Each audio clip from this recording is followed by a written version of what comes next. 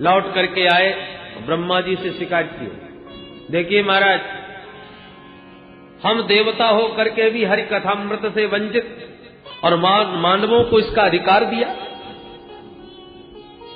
हम जानना चाहते हैं कि इस कथामृत में ऐसी क्या विशेषता है। ब्रह्मा जी कहते हैं, अच्छा ये देखो कि परीक्षित का परिणाम क्या होता है कथा सुनकर। तो 7 दिन के बाद कथामृत पान करने वाले परीक्षित को जो परम पद प्राप्त करते हुए देखा तो धाता अपि विस्मितः, ब्रह्मा बाबा भी आश्चर्यचकित रह गए। राज्ञो मोक्षम तथा वीक्ष्य पुरा धातापि विस्मितः, सत्यलोके तुलां बद्ध्वा तौलयत साधनान्यजः। महाराज परीक्षित का मोक्ष जब विधाता ने देखा तो आश्चर्यचकित हो गए। तराजू पर तौल करके देखा आखिर के इस भागवत की क्या विशेषता है।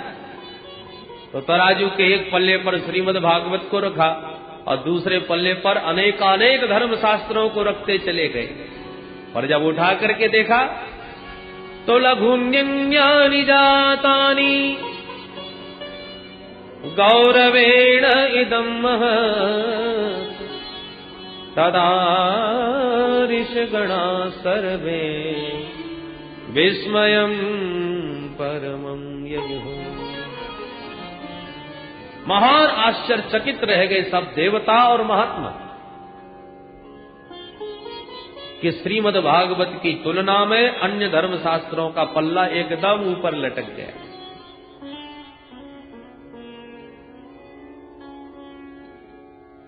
महात्माओं ने घोषणा कर दी, मैंने रे भगवत रूपम शास्त्रम भागवतम कलौ। कलिकाल में साक्षात श्री कृष्ण ही कलयुग के कलुषित प्राणियों का कल्याण करने के लिए श्रीमद् भागवत की शब्द संहिता में आकर के विराजमान हो गए। बोल भागवत भगवान की जय। इसलिए भागवत के प्रत्येक शब्द शब्द में, अक्षर अक्षर में गोविंद की श्यामलता समाई हुई है। ये भगवान का वांग्मय विग्रह है साक्षात। महाराज ये 7 दिन में सुनने की परंपरा कैसे प्रारंभ हो गई? सूत जी कहते हैं कि ये सबसे पहले सनक सनंदन सनातन सनत कुमार इन चारों ऋषियों ने देवर्षि नारद को सुना करके ये सप्ताह की परंपरा प्रारंभ करी।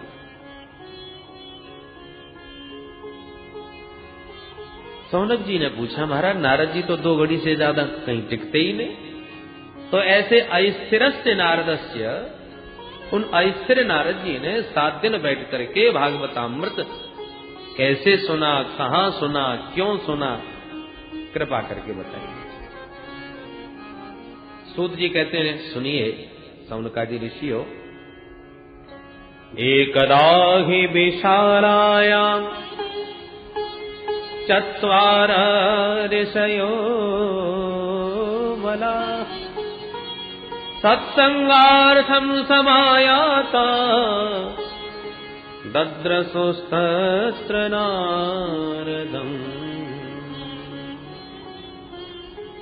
दद्रसोस्तत्र नारदम्।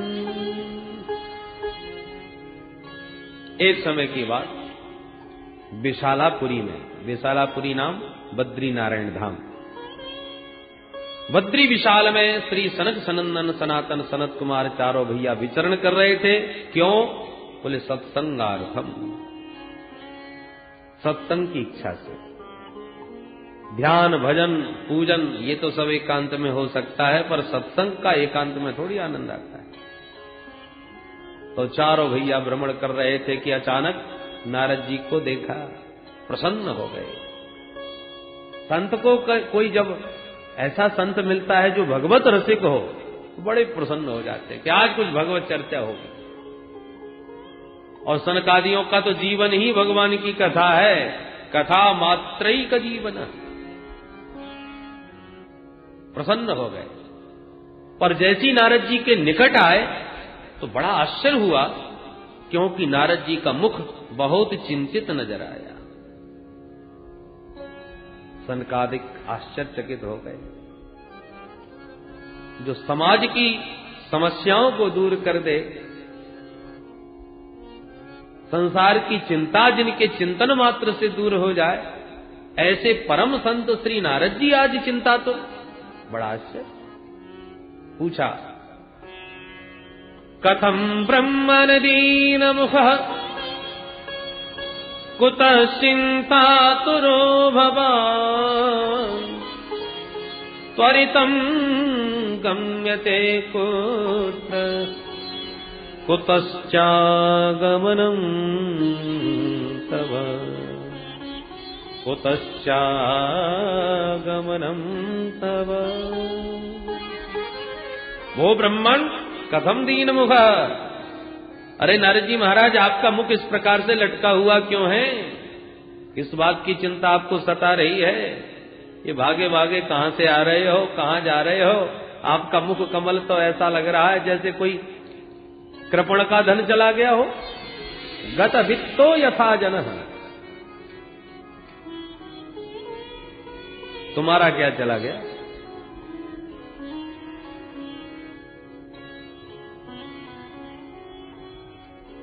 क्योंकि जो धन चुरा लिया जाए,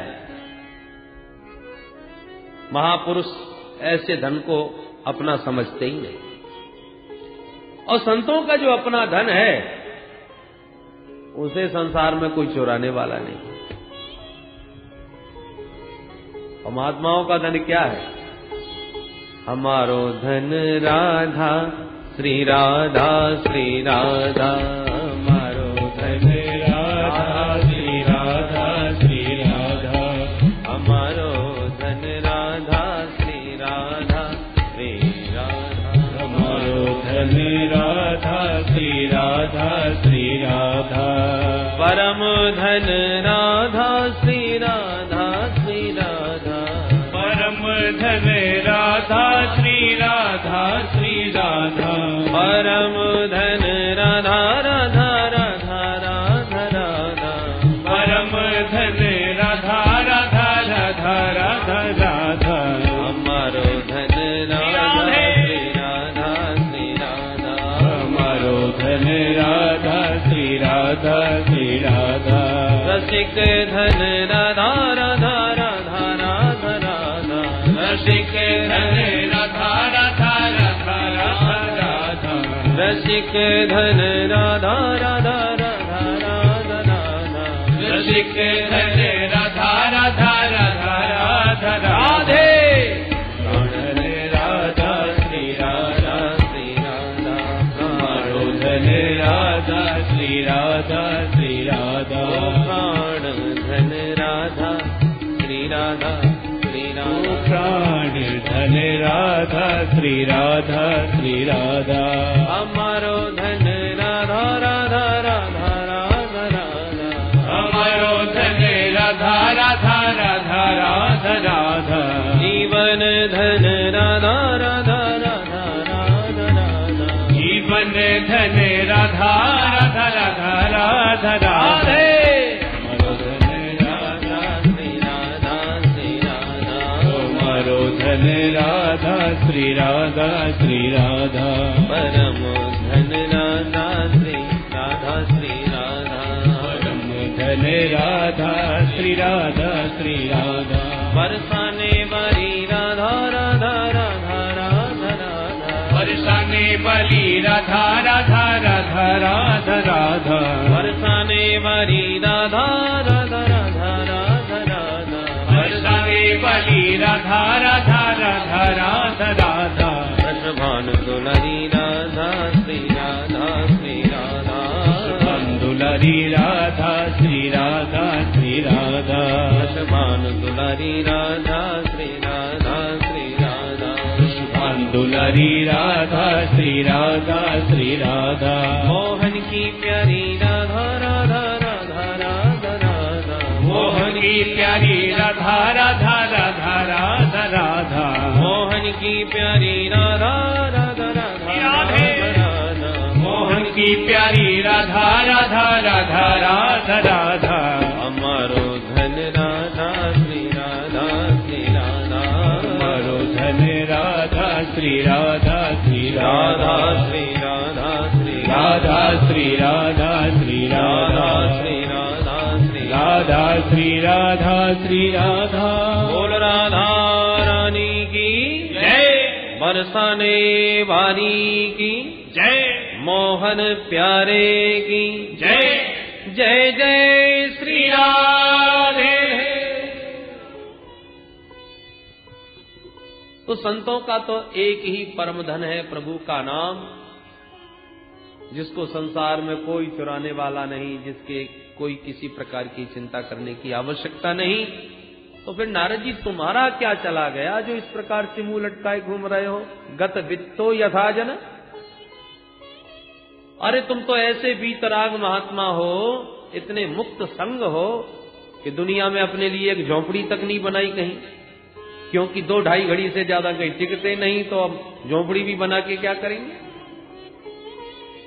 तो रमते राम होकर के भी इस प्रकार मुंह लटकाए घूम रहे हो। संसारियों को जब समस्याएं सताती हैं तो संतों की शरण में आते हैं शांति पाने के लिए, और संत ही यदि इस प्रकार से चिंता में मुंह लटकाई दिखेंगे तो संसारियों पर क्या बीतेगी, ये सोचिए महाराज। नोचितम बद कारणम, आप जैसे विरक्त संत को इस प्रकार चिंता करना बिल्कुल उचित नहीं। हमें बात बताइए, कारण बताइए। तब नारद जी ने चारों अपने अग्रजों को, अपने बड़े भाइयों को प्रणाम करते हुए अपनी समस्या सामने रखी। तो भैया सुनिए, मैं अपनी समस्या आपको सुना। मैं इस संसार में घूम रहा था सत्संग की इच्छा से कि भगवत रसिकों के बीच बैठ के कुछ भगवत चर्चा करूं, सुनूं, और इस संसार में मैं सर्वत्र घूमा महाराज। इस मृत्यु लोक के अलावा तो कहीं सत्संग का आनंद मिलता नहीं। स्वर्गे सत्ये च कैलासे वैकुंठे नास्तयम रसः, कहीं भी ये रस नहीं है। इसलिए इस धरातल पर मैं सर्वत्र घूमा और मैंने सारे तीर्थों में परिभ्रमण कर लिया, पर कहीं मुझे सत्संग का आनंद नहीं मिला। कोई तीर्थ नहीं छोड़ा महाराज। पुष्करम च प्रयागम च काशीम गोदावरीम तथा हरिक्षेत्रम कुरुक्षेत्रम श्रीरंगम सेतुबंधनम एवं आदिषु तीर्थेषु भ्रममाण इतस्ततः।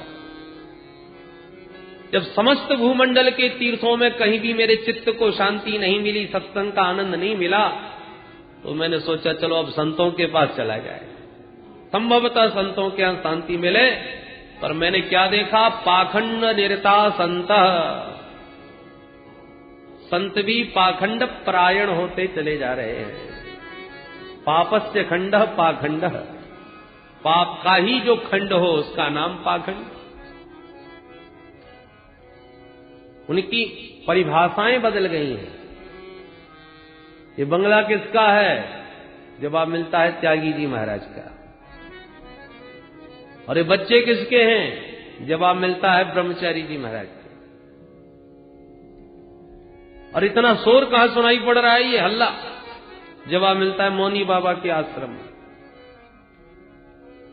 बड़ी विचित्र स्थिति। तपसी धनवंत दरिद्र ग्रही, कल कौतुक तात न जात कही। पहले संत महात्मा जितना विरक्त होता था वो उतना ही महान माना जाता था।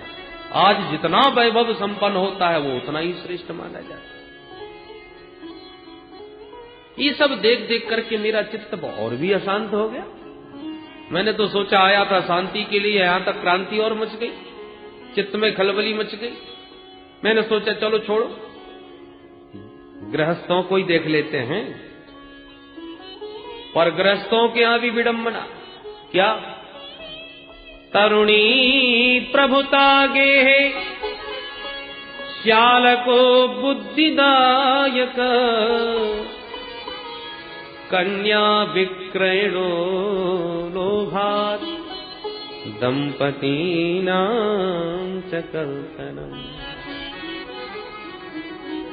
मैंने देखा गृहस्थों के यहां की माता पिता की सेवा कब तक? जब तक माता पिताजन तिजोरी की चाबी नहीं सौंपी तब तक। और जहां सर्वाधिकार प्राप्त हुए सोई देवी जी का चलावा चला, तरुणी प्रभुता गे।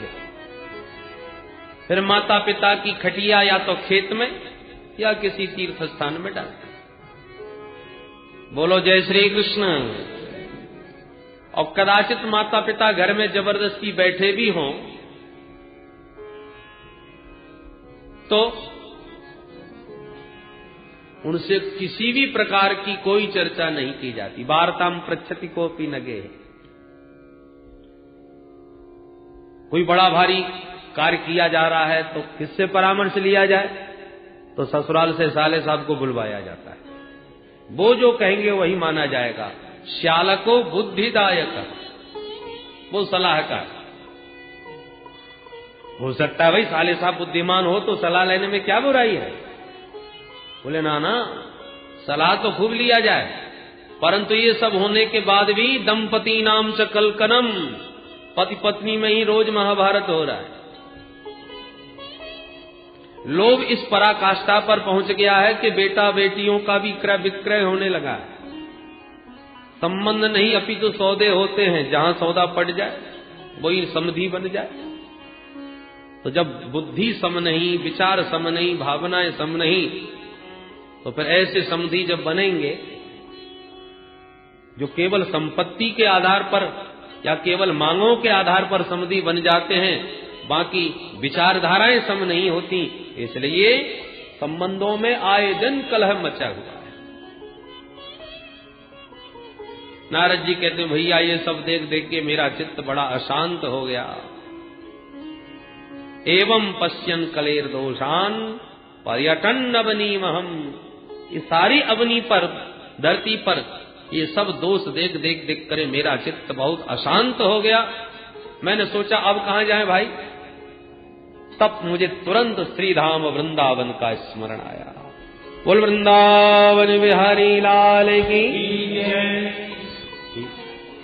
यामुनम तटमापन्नो यत्र लीला हरे रघु। मेरे प्रभु के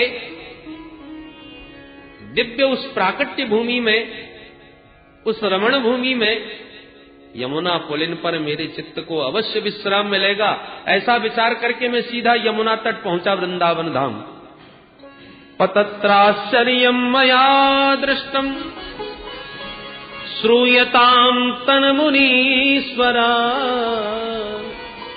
एका तु तरुणी तत्र निसन्ना खिन्नमानसा। मैंने यमुना तट पर जाके क्या देखा बाबा कि एक युवती खिन्न मना बैठी हुई है, आंखों से अश्रुपात कर रही है, और दो बुढ़े उसके सामने अचेतन पड़े हैं। तमाम देवियां उसको घेर करके बैठी हैं, कोई पानी पिला रही है, कोई पंखा कर रही है, कोई समझा रही है। मैंने सोचा ये बेचारी क्यों रो रही है, कौन है, चल करके मैं ही कुछ इसका कष्ट दूर करने का प्रयास करूं। संतों का हृदय तो नवनीत के समान कोमल होता है। सो महाराज उसको दुखी देख करके मेरा हृदय भी द्रवित हुआ, मैं उसके पास गया। फिर मैंने सोचा केवल देवियों का ही समुदाय बैठा है, या पुरुष वर्ग तो कोई नहीं दिख रहा। अब मैं बीच में उन देवियों में जाकर के कहूं कि देवी जी क्यों रो रही हो, क्या कष्ट है, और उसने कहीं उल्टा सीधा कोई जवाब दे दिया कि बाबा चल अब तू अपना काम कर, हम देवियों के समुदाय में तू कहां घुसा चला रहा है। और माताएं जब आपस में बात करती हैं तो बड़ा कोमल हृदय होता है, एक मिनट में ही आंसू बहाने लग जाए, अगली मिनट मुस्कुराने भी लग जाए। तो हम बाबा बैरागी को बिना बुलाए, बिना मतलब के नहीं जाना चाहिए। इसलिए मैं पास तक तो गया, पर प्रश्न करने का साहस नहीं हुआ तो लौट पड़ा। और रोती हुई उस देवी ने जब मुझे देखा तो आवाज लगाई, भो भो साधो क्षणं तिष्ठ मच्चिन्तामपि नाशय दर्शनं तव लोकस्य सर्वथा गहरं परम। अरे महाराज जी कहां भाग रहे हो, एक मिनट रुकिए तो सही। अरे आप जैसे संतों के तो दर्शन मात्र से जीव के पाप ताप संताप सब नष्ट हो जाते हैं। मेरे तो न जाने कितने जन्मों के भाग्य उदय हुए जो आपके दर्शन प्राप्त हुए, और आपके तो दर्शन मात्र से जीव का दुख दारिद्र्य दूर हो जाता है। नारद जी कहते हैं, भैया जब उन्होंने इस प्रकार से हमको बुलाया तो हम उस देवी के पास गए। हमने पूछा, काशित्वम, देवी जी आप कौन हैं? और काविमऊ, ये दोनों बुढ़े जो पड़े हैं ये दोनों कौन हैं, क्या लगते हैं तुम्हारे? और का इमाहा, ये जो देवियां आपको घेर के खड़ी हैं ये सब कौन है और तुम रोती क्यों हो? बद देवी सविस्तारम स्वस्य दुखस्य कारण, तुम्हारे दुख का कारण क्या है, विस्तार से हमें बताओ। महाराज जब मैंने उस देवी के प्रति सहानुभूति दिखाई तब उस देवी ने अपना परिचय पूरा विस्तार से दिया। अहम भक्ति रीति ख्याता इमौ में तनयौ मतौ, ज्ञान वैराग्य नामानौ काल योगेन जर्जरौ, काल योगेन जर्जरौ। महाराज मेरा तो नाम है भक्ति देवी, मैं भक्ति के नाम से विख्यात हूं, और दोनों बुड्ढे जो मेरे सामने पड़े हैं ये दोनों मेरे बच्चे हैं, इनका नाम है ज्ञान और वैराग्य। समय की विडंबना देखो कि मां तो नवयुवती बनी बैठी है और बच्चे दोनों ही बुड्ढे हो गए। कितनी जर्जरित स्थिति इनकी हो रही है। मेरे दुख का मूल कारण यही है महाराज। मैं अपना पूरा परिचय आपको सुनाऊं। दक्षिण भारत में मैं पैदा भई, कर्नाटक में मैं बड़ी भई, महाराष्ट्र आदि प्रदेशों में मेरा कहीं कहीं पर बड़ा सम्मान हुआ, और कई प्रदेश ऐसे भी थे जहां पाखंडियों से खंडित होकर मुझे पीड़ित होकर भागना पड़ा। इस प्रकार से अनेक देश प्रदेशों में घूमती घूमती जैसे ही मैं वृंदावन धाम में पधारी तो वृंदावनम पुनः प्राप्य नवीनेन स्वरूपिणी, मैं इस ब्रज भूमि में आती नव यौवना हो गई, नवयुवती बन गई। पर न जाने क्या हुआ, मेरे दोनों बच्चे एकदम बुढ़े हो गए और मेरे बालकों की यही स्थिति रही। तब तो मुझे फिर इदम स्थानम परित्यज्य विदेशम गम्यते मया, मैं भी इस स्थान को छोड़ करके विदेश भाग जाऊंगी। नारद जी ने सारी स्थिति को एक क्षण में समझ लिया। ओहो, और स्थिति क्या है? भक्ति, ज्ञान और वैराग्य तीनों एक दूसरे के पूरक हैं। जैसे क्षुधातुर व्यक्ति भोजन करने बैठता है तो ग्रास ग्रास पर उसे तुष्टि पुष्टि और क्षुधा निवृत्ति की प्राप्ति होती है, भूख भी मिटेगी, पेट भी भरेगा, इंद्रियों में बल भी आएगा। हर ग्रास ग्रास पर उसे ये तीनों बातें एक साथ प्राप्त होती हैं, अलग अलग नहीं। उसी प्रकार ज्यों ज्यों भगवत चरणारविंद में प्रेम बढ़ता जाएगा, भक्ति पुष्ट होती जाएगी, त्यों त्यों भगवान के स्वरूप का बोध होता जाएगा। और ज्यों ज्यों भगवान के स्वरूप में प्रेम होता गया और भगवान के स्वरूप का ज्ञान होता गया, ये संसार की आसक्ति अपने आप छूटती चली जाएगी, सहज वैराग्य हो जाएगा। ये क्रियाएं अलग अलग नहीं। यदि आपके जीवन में कोरी भक्ति है और ज्ञान वैराग्य ठीक नहीं है तो आपकी भक्ति बांझ है। ज्ञान वैराग्य के बिना भक्ति अपूर्ण है। बोलो जय श्री कृष्ण। संतान के बिना मां का मातृत्व पूर्ण नहीं। ऐसे ज्ञान वैराग्य भक्ति के पुत्र हैं। ज्ञान वैराग्य के बिना भक्ति की परिपूर्णता नहीं। नारद जी ने तुरंत मां को वचन दिया, मां आप वृंदावन छोड़ के न जाइए, क्योंकि आज हर क्षेत्र में हर समाज के लोग, सबका आकर्षण विदेश की ओर है। संतों को भी जब तक 2-4 देशों का परिभ्रमण न करें तब तक संतत्व प्राप्त नहीं होता। हम भारतवासियों की दृष्टि ही कुछ ऐसी बन गई है, चाहे वो कथावाचक हो चाहे कोई महात्मा हो, जब देश विदेशों में प्रामाणिक रूप से उसका प्रचार प्रसार हो जाता है, तब भारतीयों की दृष्टि उस पर जाती है। भक्ति मैया ने भी जब यही बात कही, इदम स्थानम परित्यज्य विदेशम गम्यते मया, नारद जी ने कहा माता जी ऐसा आप न कीजिएगा। देखिए सत्यों को द्वापर त्रेता में तो बड़े आनंद से आप रही, पर अब घोर कलिकाल आ गया है। तेन लुप्तः सदाचारो योग मार्गस्तपांसी च, इस कलयुग में सब सदाचार लुप्त होता चला जाता है। बुद्धिमान वही है जो धैर्य पूर्वक अपने नियम का पालन करता रहे, क्योंकि अभी तो फिर भी बहुत कुछ मंगल दिखाई पड़ रहा है, पर वर्षे वर्षे क्रमाज्ञाता मंगलम नापि दृश्यते। समय ज्यों ज्यों बढ़ता जाएगा ये शुभ कर्म भी अब दिखाई नहीं पड़ेंगे जो थोड़े बहुत दिख रहे हैं। पर इस घोर कलिकाल में भी आप श्रीधाम वृंदावन की भूमि में इस प्रकार से नव युवती बन के नाच रही हो, मैं तो कहता हूं धन्य है ये ब्रजधाम, जहां इस कलिकाल में भी आपका इतना सम्मान है। वृंदावनस्य संयोगात् पुनस्त्वं तरुणी नवा, धन्यं वृंदावनं तेन भक्तिर्नृत्यति यत्र च।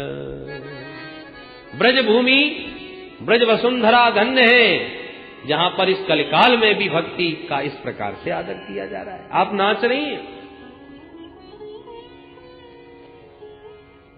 भक्ति मैया ने पूछा बाबा ये बात बताओ,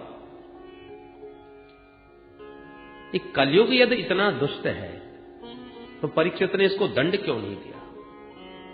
तो परीक्षित ने कदाचित दंड न भी दिया तो भगवान इसकी उद्दंडता को सह क्यों रहे? भगवान को तो दंड देना चाहिए। नारद जी बोले मां यदि आप पूछ रही हो तो ध्यान से सुनिए। गोविंद जब अपनी लीला संवरण करके परम धाम गए, उसी दिन से उसी क्षण से कलयुग ने पैर जमाना प्रारंभ किया। और महाराज परीक्षित जब इसे मारने के लिए उद्यत हुए तो दीनवत शरणंगतः, दीनहीन होके उनकी शरण में चला आया। और महाराज परीक्षित तो परम वैष्णव थे, सारंग इव सारभुक, वो तो सारग्राही थे। और कलयुग में लाखों दोष होने के साथ साथ एक गुण बहुत बढ़िया दिखाई पड़ गया, इसलिए महाराज परीक्षित ने इसे छोड़ दिया। क्या गुण था महाराज इसमें? यत् फलम नास्ति तपसा न योगेन समाधिना, तत्फलम लभते सम्यक् कलौ केशव कीर्तना। अन्य युगों में जो घोर तपस्या करने से फल प्राप्त होता था, बहुत बड़े बड़े यज्ञ करने से, तपस्या करने से जो फल मिलता था, वही फल कलिकाल में केवल हरि नाम संकीर्तन मात्र से जीव को प्राप्त हो जाएगा। यही इसका विशिष्ट गुण महाराज परीक्षित को पसंद आ गया और इसलिए इसको स्थान दे दिया अपने राज्य में।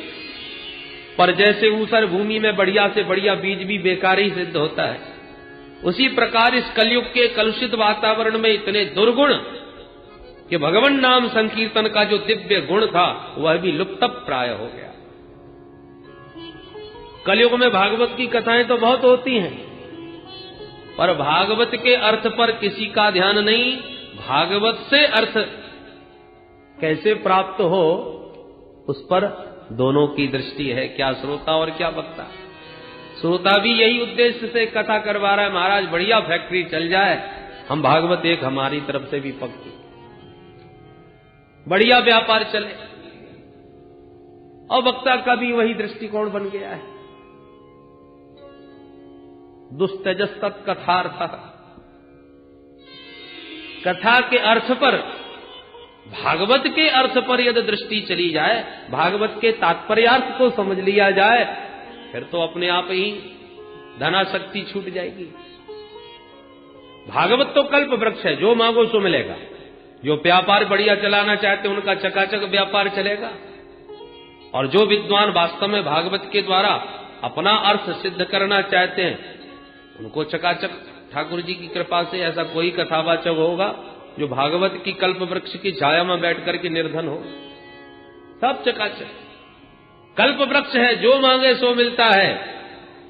परंतु भागवत के यदि सद्गुण को, भागवत के यदि तात्पर्य अर्थ को कोई समझ ले, वो तो परमहंस हो जाता है।